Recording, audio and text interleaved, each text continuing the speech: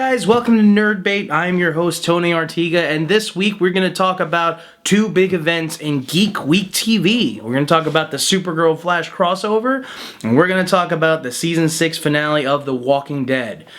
And if you're a Walking Dead fan, you only got a lot of shit to talk about. So we're going to talk about Supergirl first.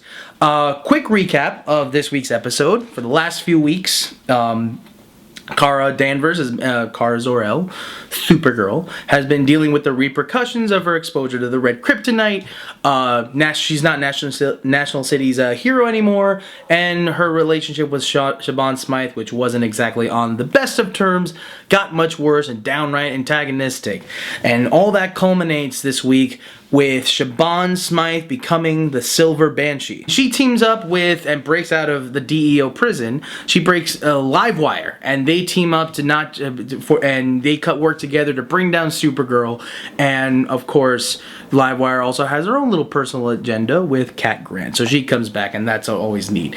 Kara this time has an ace up her sleeve in the form of Barry Allen. Grant Gustin reprises his role from the Flash TV show, and he pops in to help save the day and help Kara save National City before they can get him back home because, oops, he stumbled onto the National City, the Supergirl verse, by accident. The one thing you may need to know is that the Flash is working on getting faster. He even says so much in the episode. You don't necessarily need to know why, but Zoom. Gotta get Zoom. There's not much to spoil here in terms of plot. Nothing really. It's nothing like, say, last week where we find out that Jeremiah Danvers was still alive. Nothing nothing on the level of, say, Martian Manhunter being revealed. So there's not much to be spoiled in ways of plot. If you know the shows, you kind of know how it's gonna play out, and so we're not going to talk about that here. What I'm going to talk about is what the show made me feel, and overall, if I recommend it or not. The show was a very, very well written episode. It was really great to see the two characters interact. It was really great to see Flash interact with Jimmy and Winn, even though Jamie was a bit of a dick. Shame on you, Jimmy. And it was really, really great to see Flash sort of react to the Supergirl world. He goes to the DEO, tries to take a picture in front of her spaceship. But if you're a fan of either show, as a fan of both, I can tell you, everything you want from this episode happens in this episode. Every feeling you want to get from this episode, you feel it, because it's just so adorable to see these two characters together. Oh, I don't want to watch this. I want my heroes badass. Like, fuck that. It's perfect, and it's great. And it's such a thrill to see these two characters together. It's a thrill to watch them interact and save the city together. Personally, it was a really nice tonic for Batman vs. Superman, which I saw last week. And say what you will about the movie, everyone knows I hated it, but there are plenty of people who loved it, but we can all agree that it was a joyless affair. So if you're looking for like a little bit of superhero crossover action that doesn't quite go down like half a bottle of Jameson, this is the milkshake equivalent. It just goes down easy. It's so much fun to watch, and the actors are all at the top of their game. The best line of the episode goes to Cat Grant, which I'm not going to spoil, because I really want you guys to see this episode for yourself. If you're not caught up with Supergirl, you are going to be a little bit lost. If you're not caught up on The Flash, really not too much to spoil for you. All you need to know is, of course, like I said before, that Flash is trying to get faster, and hopefully it'll get you to start watching The Flash, because, oh my god, it's the best show on TV. I nerded out there a little bit. I regret nothing. I absolutely recommend this episode. If I were to give it a score between Transformers and Dark Knight, which are my two opposite ends of the nerd spectrum, I would give it, I don't know, I'll give it a Supergirl Flash. It deserves its own rating. It's so good.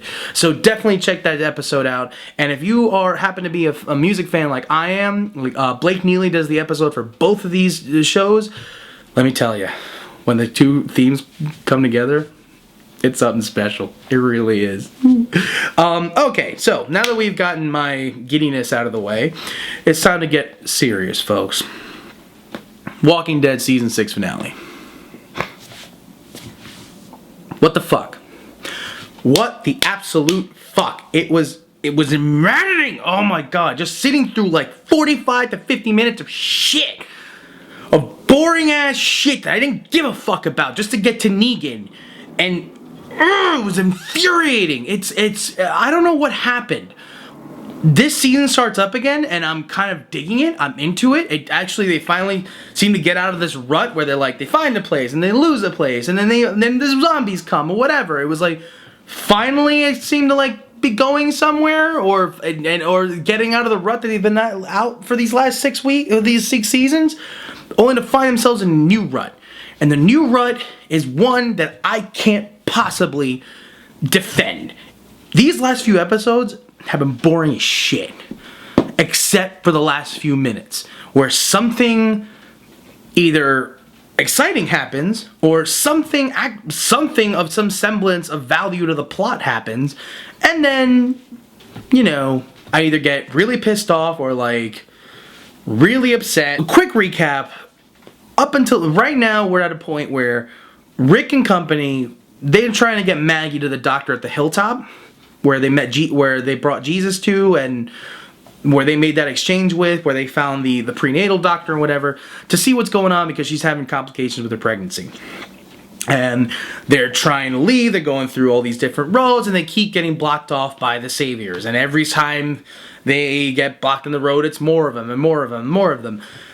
And it's kind of maddening. By the way, subplot of this episode, Morgan finds Carol. Morgan tries to get Carol to come back. Carol's like, "No." Morgan's like, "You kind of should. People care about you. And you care about people." And she's like, "It's why I care that I can't come back." And you know, Morgan's confused, Carol's hurt, and the audience is just left checking their watch until fucking Negan and Lucille come in. So yeah. Finally, Eugene, due to some, which I didn't call, some brilliance on Eugene's part, and some goddamn nads on him too. Good for you, Eugene. Come up with a plan that finally is going to help them escape. Except they get caught by Negan, and his crew, and Negan has this whole speech about how you kill my people, I'm going to have to punish you, blah blah blah. Oh, to be fair, Jeffrey Dean Morgan fucking crushed it.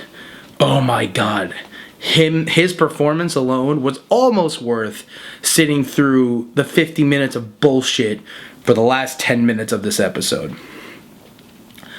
The reason I say almost is because when you're finally getting to that scene in the book where he's about to beat the shit out of someone with Lucille, they play it. You see someone get the shit kicked out of him, but you don't know who. He literally does it to the camera, and you don't know who the fuck he Lucille. No fucking clue. They just leave you hanging until next season. And you know what? I'm alright with a good cliffhanger, but that was fucking bullshit. We're gonna find out in the first few minutes of the next season what's gonna happen. All right? It would have been so much more interesting if we knew who died, so we knew he was fucking serious. So that way, when the next season starts, the big question is not who died, which seems to be the running theme between this and Game of Thrones apparently, and like what's gonna happen to the rest of the group. That's a much more interesting story to me.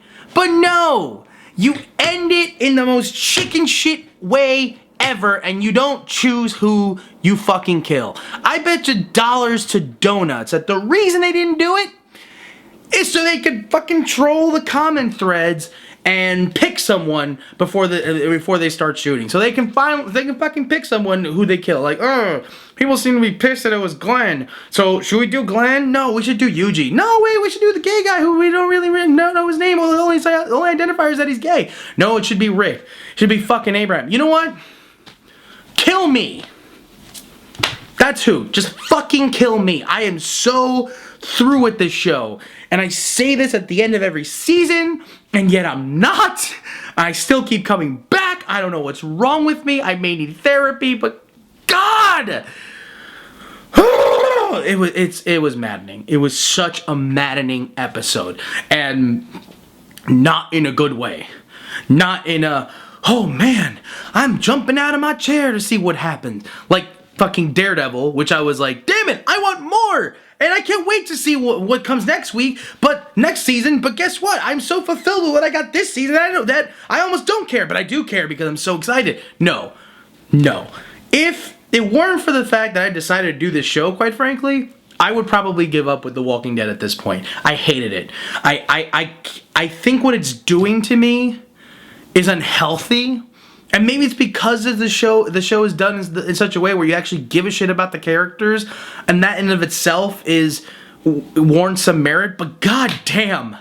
Like, I can't keep doing this to myself. I'm losing hair. I've been losing hair since the age of 18, but still, like, it's not helping. Like, the fucking Rogaine isn't helping people, and it's because of this show. So, there. That's my spiel on Walking Dead season, last episode of season 6, and goddamn, like this episode was like apparently an hour and a half long with commercials. Like, I watch it on my Apple TV because I'm fancy like that. I'm classy as shit, so I watch it without the commercials. I can't give you any spoilers. I don't. I mean, that's the only spoiler. That's the only thing that happens that's of any fucking consequence. And I'm just like, in shock and awe. This is the exact opposite of Supergirl. They would have done better if they just kept it in the normal timeline, in the normal length, and cut out some of the bullshit. It would have been so much cleaner and neater, and I could have actually done without everything having to do with Carol and Morgan. And I like those characters usually, but like, there was no point for them to be there. There weren't even like a good counterpoint as to what was going on. Like, personally, the focus should have been the journey to the hill. It should have been Negan introduced about 2/3 of the way. You see who he kills. You fucking grow some nads or whatever it is. You actually pick someone and have fucking cojones to pick someone, kill them, and then you leave us in suspense as to what's going to happen with the rest of the group. Okay? That's how it should have gone down. But I guess there's no point in the whole fucking shoulda, coulda, wouldas. Personally, and even just judging what they actually did, I don't even think they did it well. They just did it in a way that was going to piss me off, and well, they succeeded. So those are my thoughts on The Walking Dead and Supergirl. Clearly one I was over the moon for. The other one I just wanted to fucking strangle somebody. But I want to know what you guys think. So leave something on the comments below. Click the link and please subscribe to the channel. And I will see you guys next week. Alright guys, take care.